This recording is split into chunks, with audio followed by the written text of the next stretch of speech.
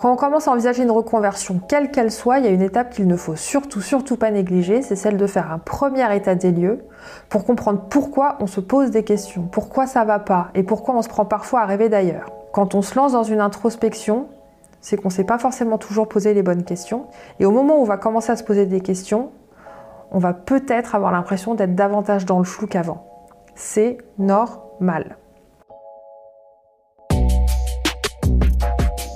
Bonjour et bienvenue à bord de ce nouvel épisode de Ciao Paris, le podcast qui booste votre changement de ville et de vie. Je m'appelle Valérie Bohin et je vais à la rencontre de ceux qui, comme moi, ont quitté Paris. Portée par ce podcast, j'ai déménagé près de Toulouse en 2021 et je continue de vous proposer des témoignages optimistes et réalistes pour accompagner votre nouveau départ. Après avoir enregistré l'épisode 51 sur les bonnes questions à se poser quand on déménage et qu'on veut faire le point sur son job, avec Nadège Gomila, qui est coach pro et fondatrice du programme collectif Blumencia, on a eu envie de vous proposer des outils concrets pour guider votre réflexion. Déménager, c'est déjà stressant, alors quand en plus on se pose des questions sur son job, ça peut vite se transformer en Everest, ce changement de vie. Moi, je l'ai vécu. Donc on a conçu 3 épisodes de coaching audio pour vous aider à faire le point sur votre job. Ces épisodes sont accompagnés d'un e-book gratuit de 45 pages avec plein d'exercices et des ressources qui sont vraiment hyper intéressantes. Ça faisait longtemps que j'avais envie de vous proposer ce format parce que je sais pas vous, mais moi à chaque fois que j'ai téléchargé un e-book, il est resté bien sagement dans mon ordi. En fait, pour moi, je trouve que c'est un super format, c'est très utile, mais c'est trop désincarné. Il manque une présence en fait. D'où l'idée de ces 3 exercices de coaching audio. Je suis vraiment curieuse, là, c'est la première fois que je le propose et je suis vraiment curieuse de savoir ce que vous pensez de ce nouveau format. Vous me direz si ça vous a plu.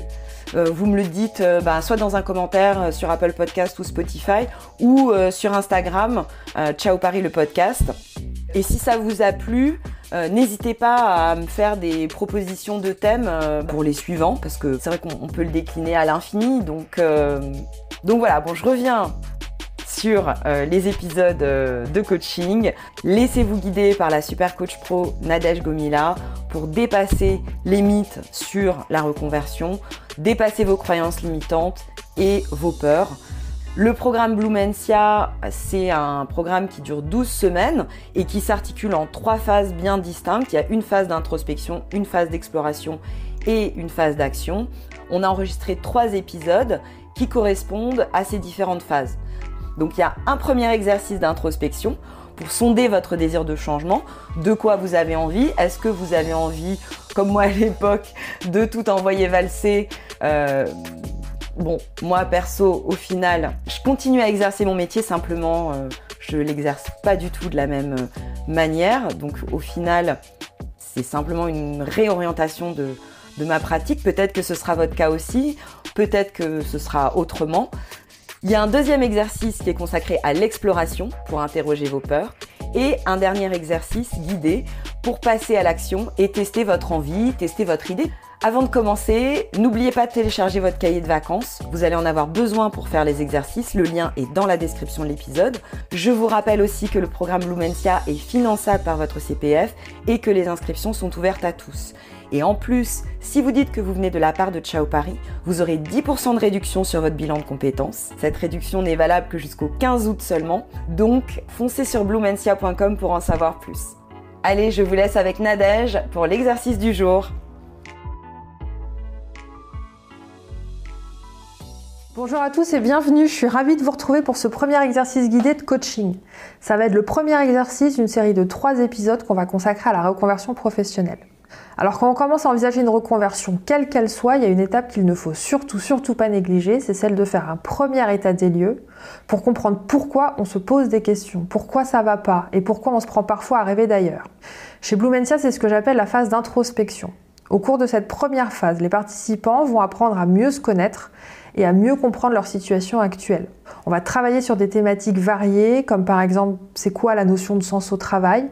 Et on va aussi s'interroger sur les valeurs et les motivations de chacun, parce que c'est ce qui va vraiment définir la suite des événements. C'est justement dans cette première phase d'introspection que j'aimerais vous immerger au cours de cet exercice. Alors avant de commencer, je vais vous donner une métaphore, ça va sans doute vous parler. Imaginez que vous faites appel à moi pour ranger votre placard. A priori, la chambre est propre, la chambre est rangée, mais c'est le placard qui est en bordel. Alors je vais vous demander d'ouvrir votre placard et de vider tout le contenu de votre placard sur votre lit. Et à ce moment-là, c'est un peu panique à bord parce que la chambre semble plus en bordel qu'avant de m'avoir appelé. Mais c'est normal. Je vais vous demander de prendre chacun des vêtements et de vous interroger si ce vêtement-là, vous souhaitez le remettre dans le placard, si vous souhaitez peut-être le conserver pour plus tard ou si vous souhaitez le donner. C'est pareil pour une introspection. Quand on se lance dans une introspection, c'est qu'on ne s'est pas forcément toujours posé les bonnes questions. Et au moment où on va commencer à se poser des questions, on va peut-être avoir l'impression d'être davantage dans le flou qu'avant. C'est normal. Alors une fois que vous aurez trié, rangé et réorganisé tous vos vêtements et que vous allez pouvoir les remettre dans le placard, la chambre sera propre et le placard aussi. Et il reflètera exactement votre personnalité. Le même principe qu'une reconversion professionnelle et qu'une phase d'introspection. Je suis un peu la Marie Kondo de la reconversion professionnelle. Alors maintenant, on va passer à l'exercice et je vais vous dire que l'exercice s'appelle la roue de votre vie. Ça va vous permettre d'avoir une vision claire de votre situation actuelle et de celle que vous souhaiteriez atteindre dans le futur. Le but, c'est de prendre conscience de l'impact d'une reconversion sur différents aspects de votre vie, tels que le travail, l'argent, la famille, les amis. Et évidemment, on va y inclure une envie de déménagement si ça vous trotte dans la tête. Alors pour commencer, je vais vous demander de vous installer dans un endroit calme, un endroit où vous n'allez pas être dérangé. Et de vous assurer aussi d'avoir 2 stylos de couleurs différentes, de prévoir une feuille de papier blanc et également 1 heure devant vous pour pouvoir réfléchir à votre vie actuelle et à celle que vous souhaiteriez construire. Je vous invite aussi à vous rendre sur la page 12 du cahier de vacances, à imprimer cette page 12 ou sinon à reproduire sur une page blanche cette roue de la vie. C'est bon, vous êtes prêts ? Allez, c'est parti. Alors cette roue représente les différents aspects de votre vie, tels que votre carrière, le sens que vous donnez à votre vie, votre environnement physique, votre santé, votre famille, etc. etc. L'objectif, c'est d'apporter une note de 1 à 10 en fonction de l'importance que vous accordez aujourd'hui à chacun de ces aspects de votre vie. Et ensuite, vous pourrez relier les points pour former une sorte d'étoile à 8 branches. Avant de commencer, je vais traverser chacun des pôles avec vous, je vais vous poser des questions et ça va vous aider à réfléchir plus en profondeur. Alors si on prend le premier, la carrière par exemple, demandez-vous si vous êtes satisfait aujourd'hui de la vie professionnelle que vous menez, des tâches que vous effectuez, de la mission que vous remplissez, de l'ambiance qui règne dans l'entreprise, des valeurs qui sont portées par votre entreprise, et vous accordez une note de 1 à 10. Sur le sens que vous donnez à votre vie, ça veut dire plutôt la personne que vous êtes en train de devenir. Est-ce que vous aimez cette personne que vous êtes en train de devenir ? Et vous accordez également une note de 1 à 10. Le pôle 3, c'est l'environnement physique. C'est ce qui vous entoure. Est-ce que vous aimez votre lieu d'habitation, la ville où vous habitez ? Ça peut comprendre également le temps de trajet entre votre domicile et votre lieu de travail, parce que évidemment tout ça c'est extrêmement conditionné au lieu où vous habitez. Le 4e pôle, c'est la santé. La santé physique, oui, mais la santé morale aussi, c'est hyper important. Est-ce que vous prenez soin de vous ? Est-ce que vous faites du sport régulièrement ? Est-ce que vous vous accordez du temps pour faire du yoga, pour faire de la méditation ? C'est important d'être en énergie pour pouvoir continuer à avancer. Le 5e pôle, c'est le cercle social, la famille, les amis, les enfants, le couple. Aujourd'hui, de 1 à 10, quel est votre niveau de satisfaction sur cet élément-là ? Le pôle 6, c'est les loisirs, le kiff. Souvent, on l'oublie, mais pourtant, c'est tellement important.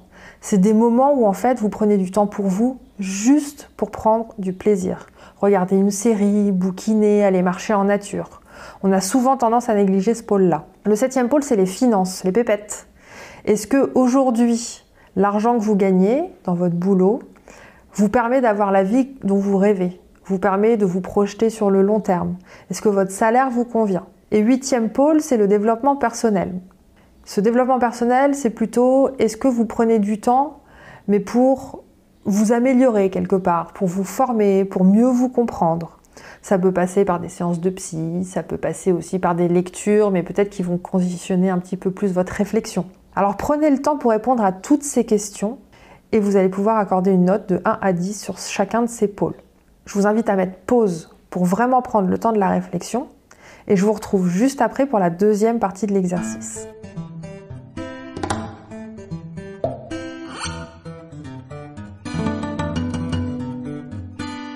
Alors maintenant que vous avez accordé une note de 1 à 10 sur chacun de ces pôles, vous allez pouvoir relier les points entre eux, ce qui devrait vous donner à peu près une espèce d'étoile à 8 branches un peu déformée. On va passer maintenant à la 2e partie de l'exercice. Vous allez prendre le deuxième stylo de couleur et vous allez faire exactement la même chose, c'est-à-dire que vous allez accorder une note de 1 à 10, mais pas pour aujourd'hui, pour votre vie de demain. Vous allez repasser sur les mêmes questions que précédemment, mais en vous projetant maintenant sur un avenir qui soit plus serein, plus aligné sur vos aspirations. Vous êtes où? Qui c'est qui vous entoure? Combien de temps vous passez à prendre soin de vous, de votre famille, de votre couple, de vos amis, de vos enfants? Quelle place ils occupent aujourd'hui dans votre quotidien? Comment se portent vos finances? Alors, petit conseil quand même, gardez à l'esprit un cadre réaliste. Je vous dis ça parce que c'est hyper important de prioriser sur 2 ou 3 pôles sur lesquels vous allez vouloir concentrer votre énergie. Valérie, elle m'a dit à un moment donné, mais Nadège, pourquoi t'empêches les gens de rêver grand? Alors, je vous empêche pas de rêver grand, mais j'essaye toujours de ramener les choses à la réalité. C'est-à-dire qu'une journée fait 24 heures. Et ça semble assez illusoire d'essayer de tout avoir d'un coup. Alors si aujourd'hui votre priorité c'est votre famille et que vous souhaitez y accorder un 9 ou un 10, c'est super. Mais à ce moment-là, ça veut dire qu'il va peut-être falloir faire des concessions sur autre chose. Peut-être sur le travail, peut-être sur la vie sociale. Donc choisissez 2 ou 3 pôles sur lesquels vous souhaitez vraiment vous concentrer pour demain et qui vont vous permettre aussi de voir de réels effets une fois que vous aurez commencé à mettre en place des changements. Le but, c'est vraiment pas de vous brimer, mais c'est plutôt d'éviter des déceptions futures.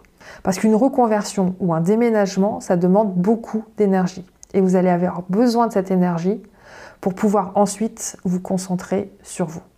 Alors, pour faire cette partie d'exercice, pareil, je vous conseille de fermer les yeux, de réfléchir aux grands pôles qui vous posent problème dans votre vie actuelle et de mettre pause pour vraiment le faire calmement. Et ensuite, je vous retrouve pour la 3e phase de cet exercice.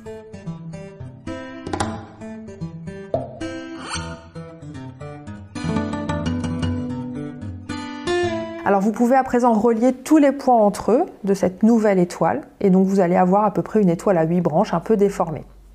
Regardez les 2 étoiles et regardez à quoi elles ressemblent. Normalement, déjà, elles ne se ressemblent pas et c'est normal parce qu'il y en a une qui représente votre vie d'aujourd'hui et l'autre qui représente votre vie idéale de demain. Et là où vous allez voir le plus d'écart, ça va être les pôles sur lesquels il va falloir se concentrer. Valérie, quand elle a regardé cet exercice et quand je lui ai expliqué, elle m'a dit « Ok, c'est super, mais maintenant que j'ai ces 2 étoiles-là, j'en fais quoi? C'est joli ce dessin, mais c'est quoi la suite ?» Alors, je vous explique. Quand vous allez avoir identifié les pôles sur lesquels il va falloir se concentrer, il va s'agir ensuite d'aller chercher toutes les petites actions que vous allez pouvoir mettre en place pour commencer à faire bouger le curseur. Le but, c'est pas de passer de 4 à 10 du jour au lendemain, mais plutôt de 4 à 5, puis de 5 à 6 et de 6 à 7. Et c'est de vous interroger aussi sur tout ce que vous pouvez faire pour pouvoir faire bouger ce curseur. Ça va également vous permettre de vous poser la question de savoir si une mobilité géographique va vous permettre de contribuer à améliorer la situation. Et aussi de savoir si le déménagement n'est pas uniquement une fuite en avant pour éviter de compter uniquement sur lui pour commencer à changer votre vie. Ça sert à rien d'attendre de déménager si on peut déjà commencer à faire des choses maintenant. Donc une fois que vous avez identifié les grands domaines sur lesquels vous souhaitez travailler, vous allez pouvoir réfléchir aux différentes actions que vous souhaitez mettre en place. Je sais que ce n'est pas toujours évident, et c'est pour ça aussi que je vous conseille d'aller regarder la page 25 du cahier de vacances, l'exercice qui s'appelle « Ouvrez les yeux et les oreilles ». J'y ai compilé tout un tas de ressources, des podcasts, des conférences, des livres, et vous allez pouvoir jeter un coup d'œil à toutes ces ressources qui vont certainement vous donner un petit peu d'inspiration pour passer à l'action. C'est normal aussi, quand vous allez vous projeter sur la suite, de peut-être ressentir de la peur. Et évidemment, on ne va pas laisser cette peur nous submerger. Et c'est le sujet de notre prochain épisode de lundi prochain. En attendant, si cet exercice suscite chez vous des questions et vous avez besoin d'en discuter, vous pouvez m'écrire à nadege@blumentia.com, allez sur le site de Blumentia ou sinon utilisez le lien en description de cet épisode. Alors il ne me reste plus qu'à vous remercier d'avoir participé à cet exercice guidé et d'avoir passé ce temps avec moi. J'espère vraiment qu'il vous aura aidé à mieux vous connaître et à prendre conscience de vos priorités et des changements à mettre en place. Je vous souhaite une excellente semaine et je vous retrouve lundi prochain pour le second volet où, comme je vous l'ai dit, on abordera la thématique épineuse des peurs et des freins pour savoir comment on y fait face, comment on les gère et surtout comment on ne se laisse pas paralyser par tous ces freins et par toutes ces peurs. À très bientôt.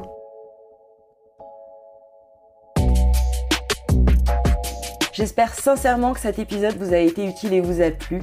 Si vous êtes en plein questionnement sur votre vie pro, vous pouvez écouter l'épisode 51 qu'on a enregistré avec Nadège sur les bonnes questions à se poser quand on déménage et qu'on se pose des questions sur son job. Et si vous avez envie d'aller plus avant, foncez sur bluemansia.com, soit pour prendre un premier rendez-vous gratuit avec Nadège, soit pour vous inscrire au prochain départ collectif.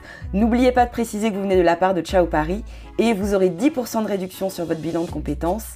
Attention, cette réduction n'est valable que jusqu'au 15 août.